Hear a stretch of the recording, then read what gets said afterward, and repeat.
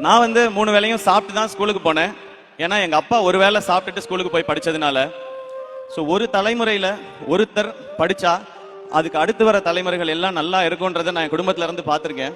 எங்க அப்பா அவங்க வீட்டுல இருந்த வசதிக்கு அவர் நினைச்ச படிப்பை படிக்க முடியல, கிடைச்ச படிப்பு தான் படிச்சாரு. அவர் 1 டிகிரி வாங்கினாரு. ஆனா அவருடைய பையன் என்ன 2 டிகிரி படிக்க வச்சாரு, பிஇ எம்பிஏன்னு. எங்க அக்கா 3 டிகிரி முடிச்சிட்டாங்க, பிஇ எம்பிபிஎஸ் எம்டி எஃப்ஆர்சிபி முடிச்சிருக்காங்க. நான் பிஇ எம்பிஏ படிச்சதுக்கும் இப்ப செய்யற துறைக்கும் சம்பந்தமே இல்லை. நீ படிச்சது வேற, ஆனா நீ நடிச்சுக்கிட்டு இருக்கே அப்படின்னு நீங்க கேட்கலாம். ஆனா நான் நடிச்சுக்கிட்டு இருக்கும்போது இப்பவும் எனக்கு இருக்கிற பெரிய நம்பிக்கை, இந்த இண்டஸ்ட்ரி ரொம்ப ரொம்ப சவாலானது, சினிமா இண்டஸ்ட்ரி. அதுவும் எந்த ஒரு பின்னணியும் இல்லாமல் எந்த ஒரு துறைக்குள்ள நுழையிறதே ரொம்ப அசாத்தியமான விஷயம்.